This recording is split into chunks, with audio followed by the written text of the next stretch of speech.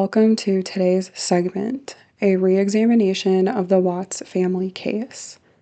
After reviewing the discovery documents for the first time, I have provided my investigative insights regarding Chris Watts' mistress, Miss Kessinger, along with other players.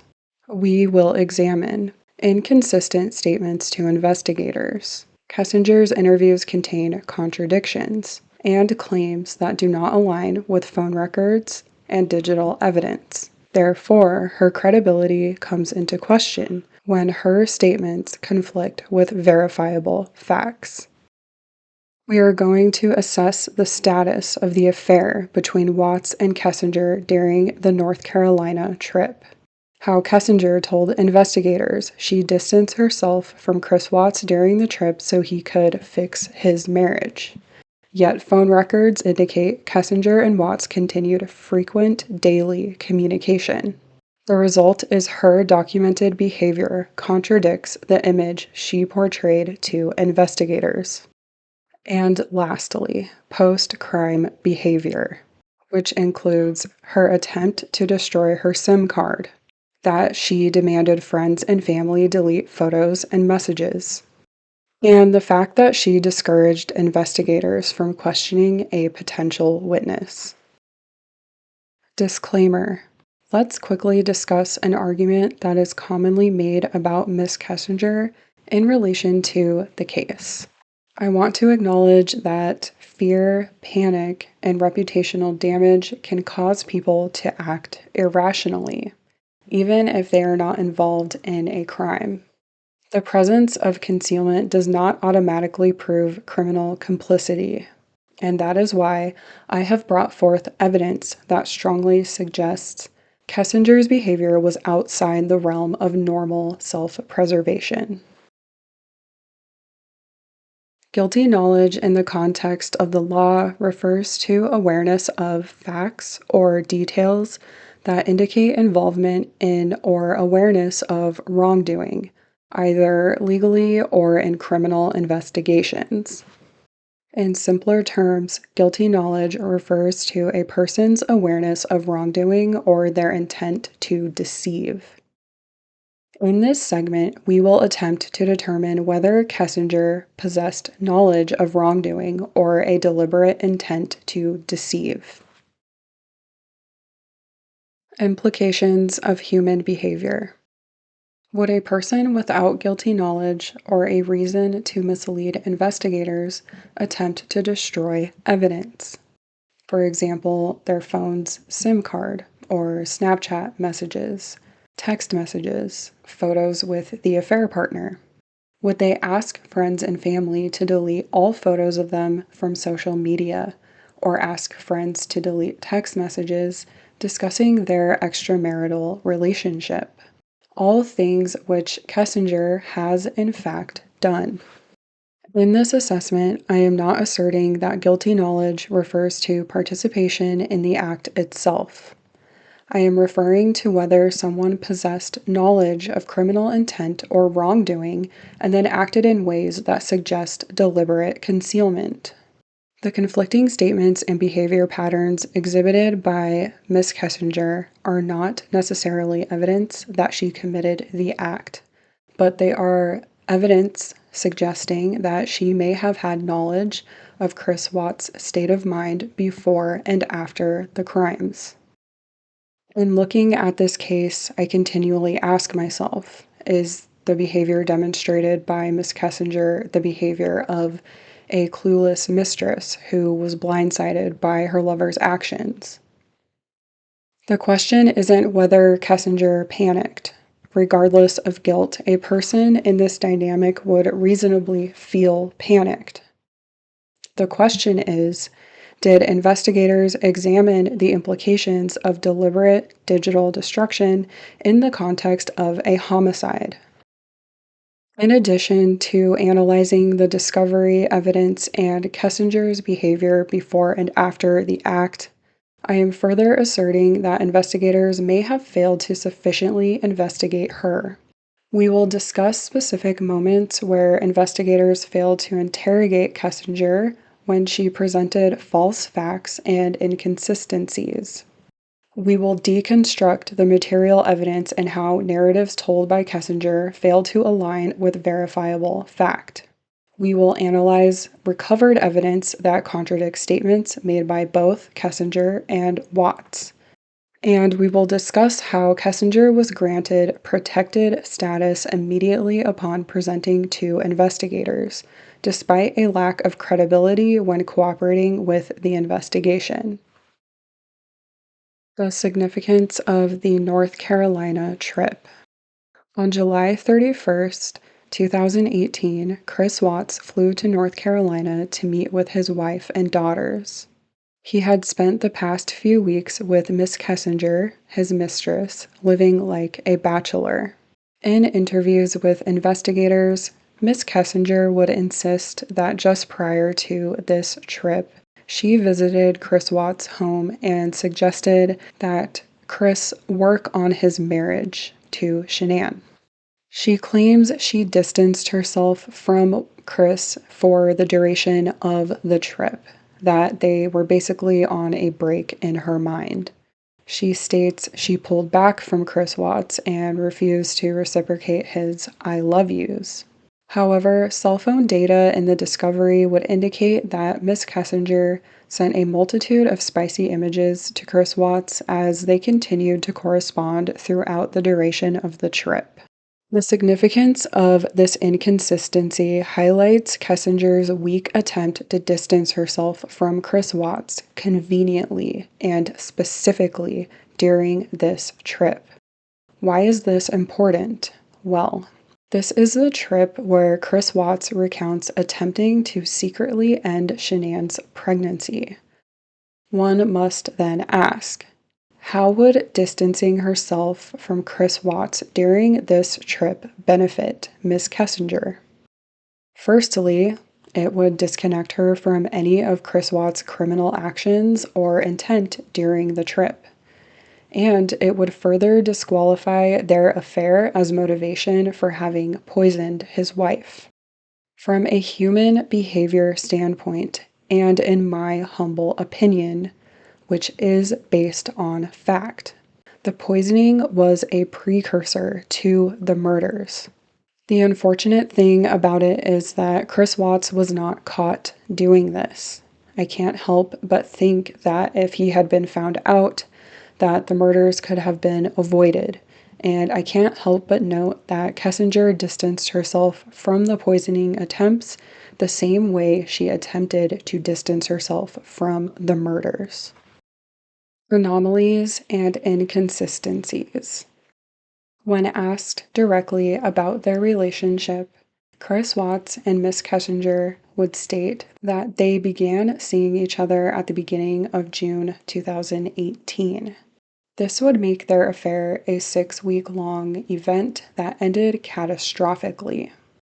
In this portion, we are putting this narrative to the test by examining anomalies and inconsistencies that suggest the affair ran much longer than 6 weeks. Kessinger Googled Chris Watts in August of 2017, but more interestingly, she Googled Shanann Watts in January of 2018, which dispels her insistence that she specifically did not know Shanann Watts' name. Kessinger was asked directly by investigators if she knew Chris Watts' wife's name, to which she said, "No, not until a while after I met Chris." Many questions arise from this revelation. What was she looking for on Shanann Watts' social media? Was she simply spying on the wife of a colleague? Was she verifying that Chris Watts had a wife? Was she looking to purchase Thrive products? We cannot say for sure, but this data point raises serious questions about how long Kessinger knew Chris Watts and how much she knew about his life prior to their entanglement. The cards Chris Watts wrote Kessinger indicate a deeper and more foundational relationship than can be achieved in just 6 weeks. In her first interview, Kessinger confessed, quote, I was a big part of his life recently, unquote, and then continues to downplay her entire relationship with Watts in that interview and each subsequent interview. I found the content of these cards very intriguing, especially when compared with contradictory statements made by Watts and Kessinger within their interviews. During an interview with investigators, Kessinger was asked about her friend Jim, who had been visiting her at the time Chris Watts' family was determined to be missing. The investigator asked Kessinger if she gave his partner Jim's information, and Kessinger responded that she would prefer to not involve Jim in this because he does not know about Chris and his family. She added that Jim didn't even know who Chris Watts was, despite Jim being a longtime family friend, according to Kessinger's father. This instance constantly comes under scrutiny for those evaluating this case because it seems that investigators abnormally acquiesced to Kessinger's demands, which not only seems unprofessional, but also seems like corrupt behavior. In the same interview, Kessinger's father was allowed to observe the interview, and he was further allowed to direct lines of questioning and provide answers for Kessinger. This is not the standard operating procedure of investigations, but as I mentioned in the opening, according to the discovery, Kessinger had been granted a protected witness status. So I assume that these special allowances in the interview room were given to her because of her special status. This next anomaly involves prophylaxis, otherwise known as a latex form of birth control, if you understand what I'm getting at. Miss Kessinger discusses a tangent story about the time Watts brought over an open box of prophylaxis and a new box of prophylaxis. She confessed to using Google to search the expiration dates of these items to discern their manufactured date. As far as the result of her search, she expressed concern that Chris Watts had been lying to her about the intent to divorce his wife for, quote, all these months, unquote. Yes, she clearly said all these months, despite her insistence that the relationship had been just 6 weeks in the making. Why did Kessinger care if Chris Watts was still sleeping with his wife 3 or even 6 months prior if her relationship had only been a few weeks long? By her own narrative, she and Chris Watts were not together back then. If they had only been seeing each other for 6 weeks, why would she accuse him of lying to her for months? This eerily points back to the Google search that happened in January of that year, which would have been several months before Chris Watts and Miss Kessinger claimed their relationship started. There's a real pattern beginning to occur here. Kessinger further Googled Ronnie Watts just prior to the tragedy, and Ronnie is the one who offered up the narrative that Shanann hurt the girls, which caused Chris Watts to react. It is suspicious that Chris Watts' father would come into that room knowing he is being recorded and lead his son into some fantastical narrative of events. Yes, investigators commonly offer a reframing of events to ultimately gain a suspect's trust because it can aid in obtaining a partial confession or a credible confession, but a family member doing that exact thing is not normal. It's sickening that even in death, Ronnie fought to victimize his son and vilify Shanann. You cannot convince me that Ronnie was sad Shanann passed away, and the whole Watts family believe Chris Watts deserves mercy.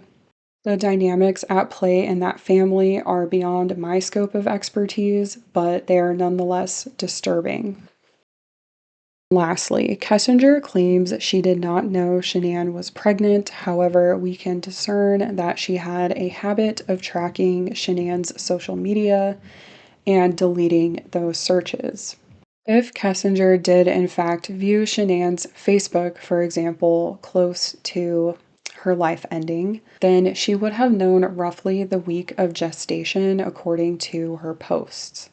If she didn't check her Facebook, but rather saw some clue of the pregnancy at the house in early July, she could have reasonably become angered to know that the pregnancy had been conceived during their affair, which was possibly months long, not weeks long. These anomalies on their own are completely irreconcilable, but they could explain the mental state of Chris Watts as he joined his family in North Carolina. As we know, Miss Kessinger told investigators that she distanced herself from Chris Watts while he joined his family on this North Carolina trip. It was regarding this trip that Shanann Watts' mother, Sandy, revealed to investigators that Shanann had quickly fallen very ill. Sandy reported that Shanann vomited all day while Chris Watts appeared very cold, not offering his wife any support or comfort. This was also when Chris Watts put Oxy into Shanann Watts' smoothie every morning with the intent to end her pregnancy, which he later admitted to in an interview. He was asked how he obtained the medication, and he said he would take that to his grave. The fact that Chris Watts calculated and executed a plan to covertly abort Shanann's pregnancy speaks volumes about his level of desperation. It speaks volumes about his desire to be free of the burden of his family and his marriage. It further connects to Kessinger's declaration that she wanted to give Chris Watts his firstborn son. I'm not alleging that Kessinger provided the medication or even that she concocted this plan. I am merely noting her desire to downplay her relationship with Watts conveniently at the exact time he committed criminal acts. Cell tower data. What is a cell ping? It is a communication regarding the location of a phone that the ping itself is connected to. How does the communication signal or ping work? It works by factoring in the location of the tower a phone pings off of, combined with any towers specific to the cell service provider. In Kessinger's case, her cellular provider at the time was Verizon Wireless. When referencing a Verizon bill, it will denote the precise location of a call that is based on the exact tower with which the ping occurred, as well as triangulation with any nearby Verizon towers. On Kessinger's Verizon bill provided in the discovery, we see a call made on July 14th, 2018 at about 9:30 a.m., and the location of the ping places Kessinger's phone in Frederick, Colorado. In fact, this is one of 4 total pings on this Verizon bill that places Kessinger's phone in Frederick. On July 18th, 2018, a call between Chris Watts and Kessinger pings both of their phones within Frederick, according to this Verizon bill. And it seems that this phone call aligns with a story told to investigators where Chris Watts recalled picking up paint for Kessinger's 4Runner. According to Chris Watts, Kessinger presented to Frederick to receive the paint from him. One ping occurred on July 4th, 2018, and one ping occurred on August 13th, 2018. The context of these pings remains unverified, although a ping occurring on the day Shanann, Bella, and Cece were last seen is a grim discovery that you would reasonably expect investigators to scrutinize. On July 4th, Chris Watts referred to an explosive fight that broke out between he and Kessinger when he brought her to the family home. This fight is also referenced by Miss Kessinger in her very first interview, where she claims the visit to their house was a quick stop they made before heading to her house in North Glen. However, Kessinger paints herself as collected and calm. She claims she encouraged Watts to mend his broken marriage. For motivations that are not quite clear, Kessinger wants us to believe this is the only time she visited the Watts house, and she further wanted investigators to believe that she did not explode with jealousy or rage. I say this noting the extent to which Kessinger attempts to physically and emotionally distance herself from the crime scene. Kessinger later admitted to stopping by Chris Watts' home on July 14th, but only briefly. And though we are meant to believe that the July incidents were the only time Kessinger visited the home, her phone evidently pinged in Frederick, Colorado on 4 occasions, as outlined in the Verizon bill. And therefore, we must ask, what would motivate a person to conceal their visits to the location where severe criminal activity was carried out? On Sunday night of August 12th at 9:28 p.m., Kessinger received an incoming call from Chris Watts. This would be the enigmatic 111-minute phone call that is so frequently discussed here on Watts Island. The logs confirm that the call ended at 11:19 p.m., which was around the time Shanann was originally scheduled to arrive home. Shanann's flight from Phoenix had been delayed, which pushed back her arrival time. This 2-hour call would nonetheless precede Shanann's arrival home, where she was later attacked by Chris Watts and then buried out at Survey 319. This crucial call between Watts and his mistress, for reasons I cannot understand, is not documented in the timeline of the discovery from August 12th through 13th, though Kessinger is asked about the call in at least one interview with law enforcement. They asked Kessinger what she and Chris Watts discussed during this lengthy phone call, to which she said she didn't remember. It is both surprising and disturbing that investigators would accept such an empty answer regarding this integral event. We have a family that is murdered just hours after this phone call concludes. And the phone call occurred between the murderer and his mistress, the two people who stood to gain the most from these murders. Predicting the future. Miss Kessinger Googled Amber Frey just prior to Shanann, Bella, Cece, and Nico's disappearances. If she was not a secret mistress and was further waiting for Chris Watts to divorce his wife, then why did she Google Amber Frey? The woman who found out she was in fact the secret mistress of her new boyfriend, Scott Peterson, who identified himself as a widower.